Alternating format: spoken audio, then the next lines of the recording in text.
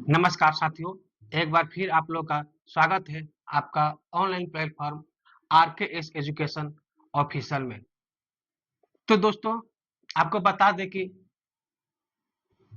4 अगस्त 2025 को बीएसएससी के द्वारा एक वैकेंसी की नोटिफिकेशन आई थी और उस वैकेंसी का नाम है कार्यालय परिचारी ऑफिस अटेंडेंस।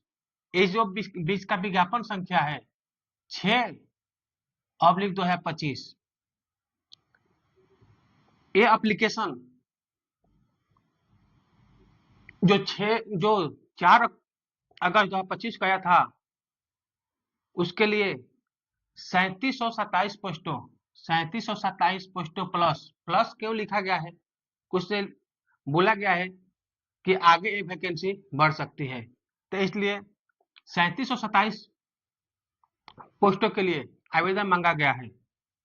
अब देखिए, ये जो आवेदन है ये कब से स्टार्ट होगा, इस पर आप किसी को एप्लीकेशन का आप अप्लाई करना होगा। इस तो 25 अगस्त 2025 25 अगस्त 2025 से इस फॉर्म के लिए आप अप्लाई कर सकते हैं। और लास्ट डेट है वो पेमेंट का डेट है। लास्ट डेट फॉर पेमेंट ये है 24 सितंबर 2025। मतलब कि अगर आप रजिस्ट्रेशन स्टार्ट हो जाएगा 25 अगस्त 2025 से, 25 अगस्त 2025 रजिस्ट्रेशन स्टार्ट होगा और लास्ट जो पेमेंट आप कर सकते हैं 24 सितंबर 2025 को लास्ट कर सकते हैं। उसके बाद फाइनल सबमिट, जो फॉर्म का फाइनल सबमिट का जो डेट है 26/9/2025 को है। ये जो वैकेंसी निकली है वो मात्र 10वीं पास के लिए निकली है। वैकेंसी भी अच्छा खासा है। अभी बिहार में चुनाव है इसलिए वैकेंसी आ भी रहा है। तो ऐसे साथियों जो चाहते हैं कि हम नौकरी ले, बिहार सरकार के अंतर्गत नौकरी ले, तो कोई भी फॉर्म आए उसका अप्लाई तो करिए। अप्लाई करने के साथ साथ मेहनत भी कीजिए, पढ़ाई पर ध्यान दीजिए ताकि आपका सिलेक्शन हो सके। अगर जो कैंडिडेट, जो साथी अगर इस फॉर्म का अप्लाई करना चाहते हैं तो चलिए इसके बारे में विस्तार से बताते हैं कि किसके लिए कितना पोस्ट है, क्या चयन प्रक्रिया रहेगा, क्या डॉक्यूमेंट लगेगा, किस विभाग में चयनित होंगे, एज लिमिट क्या होगा, एजुकेशन क्वालिफिकेशन क्या रहेगा, सैलरी क्या रहेगा, सिलेबस क्या रहेगा, इस सभी का हम विस्तार से चर्चा करेंगे। तो चलो पहले देखते हैं कि कैटेगरी वाइज वैकेंसी कितना है। तो देखिए कैटेगरी वाइज वैकेंसी है वो जनरल के लिए 1700 सीटें हैं। जनरल के लिए कितना सीटें हैं? 1700 सीटें हैं। ईडब्ल्यूएस के लिए 374 सीटें हैं। ईडब्ल्यूएस के 374 सीटें। बीसी के लिए 238, जो बीसी है पिछड़ा वर्ग कैंडिडेट है उसके लिए 238 है। ईबीसी अति पिछड़ा वर्ग से जो आते हैं उसके लिए 704 पोस्ट है। एससी अनुसूचित जाति के लिए 584 सीट है। एसटी अनुसूचित जनजाति के लिए 47 सीटें हैं। बीसी फीमेल पिछड़ा वर्ग महिलाओं के लिए 102 सीटें हैं। ये तो सीट हो गया। इस पर एक और रिजर्वेशन लागू है, वो है महिलाओं के लिए। ये जितना भी सीट है इसमें 35% सीट, 35% जो भी सीटें हैं इसमें 35% सीट महिलाओं के लिए रिजर्व है। मतलब जो भी बिहार के स्थायी निवासी होगी, जो भी महिला बिहार के स्थायी निवासी होगी, इस पर जितना भी सीट है उसको 35% का आरक्षण मिलेगा। मतलब कि जो 1700 सीटें हैं इसमें 35% फीमेल के लिए अलग रहेगा। ये टोटल के लिए मेल फीमेल दोनों, और इसमें से 35% फीमेल के लिए निकल जाएगा। बाकी जो सीट बचेगा उस पर मेल फीमेल दोनों कैंडिडेट अपना दावा पेश करेंगे। ये तो हो गया सीट कितना है। सीट अच्छा खासा है, सीट भी अच्छा खासा है, ये नहीं कि सीट कम है। लेकिन ये भी मत सोचिए कि सीट ज्यादा है तो फॉर्म भर देंगे और मैच चयन हो जाएगा। इसके लिए आपको मेहनत करना पड़ेगा, अच्छे से पढ़ाई करनी पड़ेगी, तब कहीं जाके चयन होगे। अब देखते हैं किसके क्वालिफिकेशन क्या है, एजुकेशन क्वालिफिकेशन। इसका एजुकेशन क्वालिफिकेशन 10वीं पास है, मात्र 10वीं पास। मतलब वैसे सभी कैंडिडेट जो 10वीं पास है वो इस फॉर्म को अप्लाई कर सकते हैं।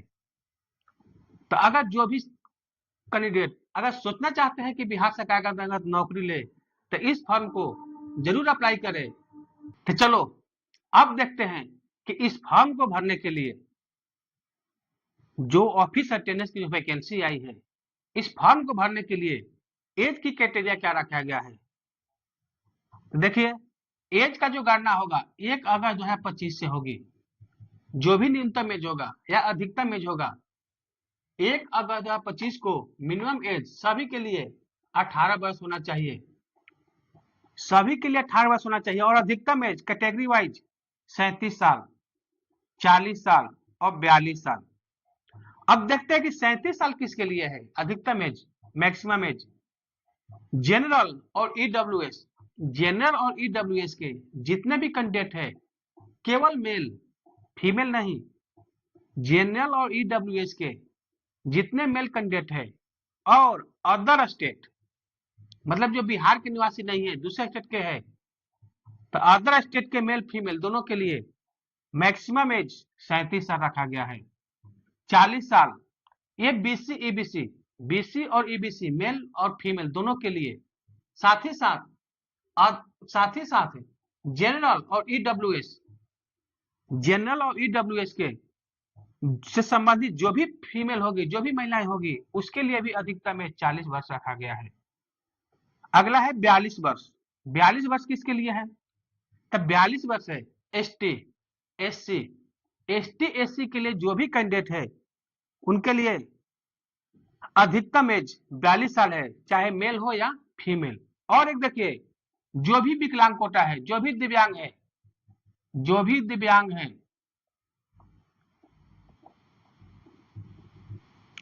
जो भी दिव्यांग है, अगर दिव्यांग कैटेगरी से आते हैं तो इसमें से वो जिस कैटेगरी में आएंगे, अगर वो जनरल में आते हैं, बीसी ईबी से आते हैं, एसटी एससी में आते हैं, जिस कैटेगरी में आते हैं उसका जो अधिकतम एज होगा उसमें प्लस 10 वर्ष उनको और अधिक एज में छूट मिलेगी।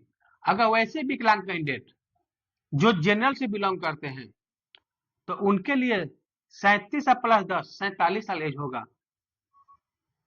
बीसी ईबीसी मेल फीमेल और जनरल ईडब्ल्यूएस फीमेल ऐसे अगर है तो उनके लिए 50 साल हो जाएगा और एसटी एससी मेल फीमेल दोनों के लिए 42 साल हो जाएगा। लेकिन अगर वो अदर स्टेट के हैं तो उनके लिए विकलांग भी होंगे तो उनको कोई रिजर्वेशन नहीं मिलेगा, क्योंकि अदर स्टेट वाले रिजर्वेशन मिलेगा ही नहीं, उनका मैक्सिमम एज 37 साल ही होगा। चलिए एप्लीकेशन फी क्या है, एप्लीकेशन फी ओनली 100 रुपया है। इसके पहले जो नोटिफिकेशन निकला था तो उसमें एप्लीकेशन फी ज्यादा था, लेकिन बिहार सरकार ने एक नया आदेश जारी किया कि बिहार में जो भी एग्जाम होगी उसके लिए चाहे कोई भी वैकेंसी आए, कोई भी फॉर्म आए, सभी के लिए जो एप्लीकेशन फी रहेगा 100 रुपया। अब इसमें general, EBC, EWS, ST SC category से कोई मतलब नहीं है, किसी भी कैटेगरी से हो सबको 100 रुपया देना है। अब देखते हैं चयन प्रक्रिया क्या रहेगा। चयन प्रक्रिया क्या रहेगा, ये भी तो आप सोचते हैं कि चयन प्रक्रिया रहेगा क्या। तो चयन प्रक्रिया में रिटन एग्जाम होगा, चयन प्रक्रिया में रिटन एग्जाम होगा। और इसमें तो बताया गया कि कल प्री होगा। क्या एग्जाम होगा, कल प्री होगा। तो आप वो सोच रहे होंगे हम तो मेंस भी लिख रखे हैं, हम तो मेंस भी लिख रखे हैं। तो हाँ, मेंस भी होगा, क्योंकि बिहार एसएससी के द्वारा ये बताया गया है कि अगर कोई भी वैकेंसी हम निकालते हैं, जारी करते हैं, अगर उस पद के लिए 40,000 से ज्यादा कैंडिडेट अप्लाई करते हैं, 40,000 से ज्यादा कैंडिडेट अप्लाई करते हैं, कितना 40,000, अगर 40,000 से ज्यादा कैंडिडेट अप्लाई करते हैं तो उस स्थिति में हम मेंस एग्जाम भी लेंगे। क्या लेंगे, उस स्थिति में मेंस एग्जाम भी होगा। तो अब ऐसा भूल मत कीजिएगा कि कल प्री देंगे निकल जाएगा। क्योंकि वैकेंसी आया है वो भी बिहार में। आप क्या सोच रहे होंगे कि 40,000 से कम फॉर्म गिरेगा? ऐसा कभी नहीं हो सकता। 40,000 क्या, इसमें लगभग 5 लाख प्लस फॉर्म जाएगा, इससे कम तो नहीं जाएगा। अब देखते हैं जब प्री होगा तो मेंस में कितना चयन होगा। तब प्री होने के बाद इसमें से 5 गुना कैंडिडेट को मेंस के लिए बुलाया जाएगा। कितने गुना? 5 गुना कैंडिडेट को मेंस के लिए बुलाया जाएगा। इसके बाद मेरिट लिस्ट, इसके बाद मेरिट लिस्ट बनेगा, उसके बाद डीवी, और डीवी के बाद फाइनल आपका सिलेक्शन होगा। अब देखते हैं सैलरी क्या है। तो सैलरी इसको लेवल 1 की पोस्ट है। सैलरी, तो ये जो पोस्ट निकला है लेवल 1 की पोस्ट है, और लेवल 1 की जो बेसिक पे है वो 18,000 रुपया है। प्लस में डीए मिलता है, एचआरए मिलता है, प्लस बिहार गवर्नमेंट की तरफ से अन्य जो भी भाता मिले, बिहार गवर्नमेंट की तरफ से जो भी भाता मिलेगा वो इसमें ऐड होगा। इस हिसाब से आपका जो स्टार्टिंग सैलरी बनेगा, जो स्टार्टिंग सैलरी बनेगा 30,000 के आसपास बनेगा। और ये निर्भर करता है कि आप सिटी में, किस सिटी में जाते हैं, किस गांव में जाते हैं, किस शहर में जाते हैं, किस डिस्ट्रिक्ट में जाते हैं, उसके अनुसार आपका एचआरए घटता बढ़ता रहेगा। तो उसे थोड़ा बहुत अंतर होगा, अप्रॉक्स मान के चलिए कि 30,000 बनेगा। अब देखते हैं प्री के लिए सिलेबस क्या है। प्री के लिए सिलेबस है, इसमें सामान्य ज्ञान से 40 क्वेश्चन, गणित से 30 क्वेश्चन और हिंदी से 30 क्वेश्चन। क्या पूछा जाएगा? सामान्य ज्ञान से 40 क्वेश्चन, गणित से 30 क्वेश्चन और हिंदी से 30 क्वेश्चन, यानी कि टोटल 100 क्वेश्चन पूछे जाएंगे। कितने? टोटल 100 क्वेश्चन पूछे जाएंगे। और ये जो क्वेश्चन पूछे जाएंगे टोटल, एक क्वेश्चन 4 मार्क्स का होगा, यानी टोटल जो होगा 400 मार्क्स का होगा। ये तो हो गया। अब आगे देखते हैं कि अगर कोई भी इसमें चयन होता है तो उसके चयनित किस विभाग में होगा। तो टोटल कुछ 53 विभाग है। चयनित होने के लिए टोटल 53 विभाग है। इसमें से जो कुछ है जो मुख्य रूप से है उसको हम लिख कर रखे हैं। तो पहला क्या है? श्रम संसाधन विभाग, निदेशालय नियोजन, सामान्य प्रशासन, भवन निर्माण, जल संसाधन, गृह विभाग, पंचायती राज, संग्रहालय, समाज कल्याण विभाग, पशु या मत्स्य संसाधन इत्यादि विभागों में आपको चयन होने के बाद आपको पोस्टिंग किया जाएगा। तो टोटल कितने विभागों में आपका चयन होने के बाद पोस्टिंग होगा? टोटल 53 विभाग है, जिसमें से मुख्य डिपार्टमेंट आपको बता दिए कि कौन कौन से डिपार्टमेंट है। उसके बाद देखिए इस फॉर्म को अप्लाई करने के लिए आपको मेन रूप से डॉक्यूमेंट क्या क्या लगेगा। तो सबसे पहले तो आपके पास 10th का मार्कशीट और सर्टिफिकेट ये लगेगा। जो भी इस फॉर्म को अप्लाई करना चाहते हैं वो 10वीं पास होना चाहिए। 10वीं पास होंगे तभी इस फॉर्म को अप्लाई कर सकते हैं। उसके बाद आवासीय प्रमाण पत्र, आवासीय प्रमाण पत्र उन सभी को देना होगा जो बिहार का स्थायी निवासी है। अगर वो आवासीय प्रमाण पत्र नहीं देते हैं तो उनको ये जो भी आरक्षण मिलने वाला है EWS, BC, EBC, ST, ST, तो उससे वो वंचित हो जाएंगे। बिहार से रिजर्वेशन लेना है, आरक्षण लेना है, तो ऐसे सभी कैंडिडेट को आवासीय प्रमाण पत्र देना जरूरी होगा। और हाँ, आवासीय प्रमाण पत्र बनाते समय विवाहित महिला ध्यान दें कि जब वो अपना आवासीय प्रमाण पत्र बनाएगी तो अपने पति के नाम से नहीं, अपने पति के एड्रेस से नहीं, विवाहित महिलाएं को अपना आवासीय प्रमाण पत्र अपने पिता के नाम से बनवाना है और पिता के एड्रेस से बनवाना है। कहां से बनवाना है? जो भी विवाहित महिलाएं होगी, जो भी विवाहित महिलाएं होगी, विवाहित महिलाएं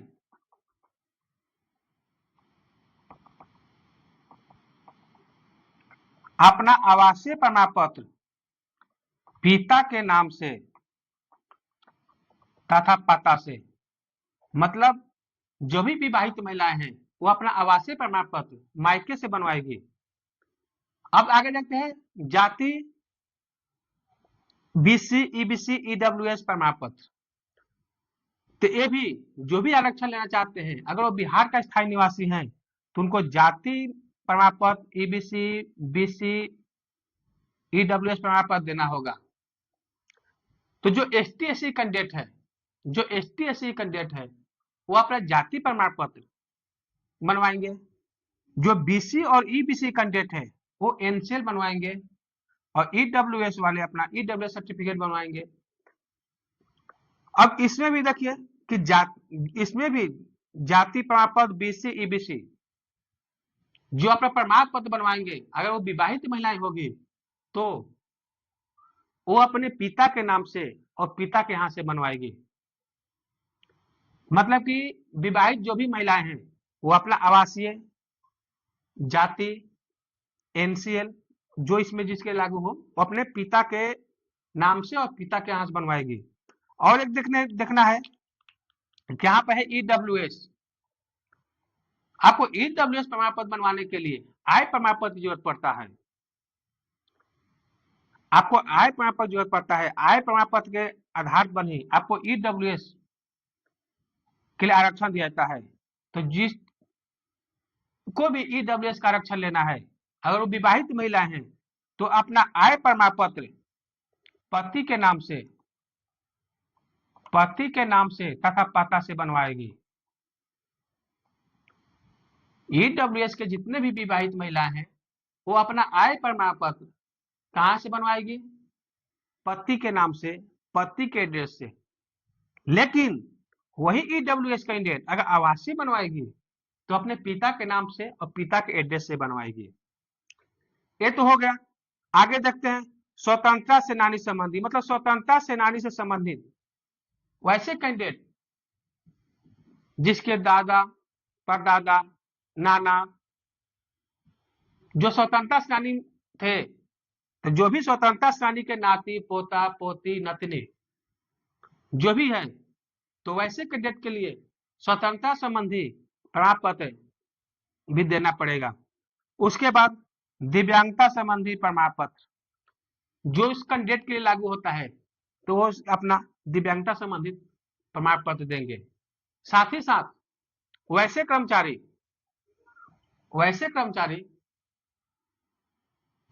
जो बिहार के दूसरे जॉब कर रहे हैं या दूसरे स्टेट में जॉब कर रहे हैं या सेंट्रल जॉब कर रहे हैं, अगर वैसे कैंडिडेट इसको अप्लाई करते हैं तो उनको एनओसी भी देना पड़ेगा। लेकिन वो एनओसी की बात बाद में है, आपको डीबी के समय मांगा जाएगा। तो एक तो रहा आपका बिहार कर्मचारी चयन आयोग द्वारा जारी कार्यालय परिचारी यानी अटेंडेंस, ऑफिस अटेंडेंस के संबंध में जो वैकेंसी आए हैं इसके बारे में तो आपको जानकारी दे दी है। और ये फॉर्म भरना स्टार्ट हो चुका है। ये जो फॉर्म भरना है यह स्टार्ट हो चुका है 25 अगस्त से ही। 24/9/2025 तक चलेगा, 26/9/2025 को लास्ट होगा। हाँ, और एक चीज ध्यान देना है कि आप लोग पूछ रहे हैं, बहुत से कैंडिडेट पूछ रहे हैं कि जो डॉक्यूमेंट है ये कब तक होना चाहिए। तो जो भी आपको डॉक्यूमेंट देना है, जो भी डॉक्यूमेंट लगेगा, उस डॉक्यूमेंट का जो कट ऑफ डेट है 26/9/2025 जो लास्ट डेट होगा इससे पहले बना होना चाहिए। मतलब कि आपका आवासीय प्रमाण पत्र, जाति, ईबीसी, ईडब्ल्यूएस, स्वतंत्रता संबंधी, दिव्यांगता संबंधी जो भी प्रमाण पत्र है आपका 26/9/2025 से पहले का होना चाहिए। इसके बाद का होगा तो आपका वैलिड नहीं माना जाएगा। मतलब ऐसे बहुत से कहने करते हैं कि फॉर्म भर देते हैं उसके बाद बनवाते हैं, तो वैसे लोग डीवी में शामिल होने के बाद उसको जो चयन प्रक्रिया होगी उसको मेन रूप से बाहर कर दिया जाएगा। मतलब चयन होने के बावजूद भी अगर उनको डॉक्यूमेंट में कहीं भी डीवी के समय त्रुटि दिखाई देती है तो उसको अयोग्य घोषित कर दिया जाएगा। और एक चीज ध्यान दीजिए, फॉर्म भरने में जल्दबाजी न करें। जब भी कोई फॉर्म भर रहे हैं तो उसमें जल्दबाजी न करें, उसमें देख ले। चलो और एक चीज ध्यान दीजिए, फॉर्म भरते समय कभी जल्दबाजी मत करें। देख ले कि आपका आवासीय प्रमाण पत्र सही है, जाति, ईबीसी मतलब जिसके लिए जो भी लागू होगा वो सही है कि नहीं है।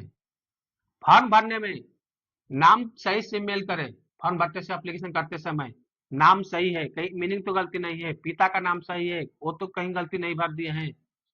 कैटेगरी जो आरक्षण कैटेगरी भर रहे हैं, वो भी तो सही भर रहे हैं।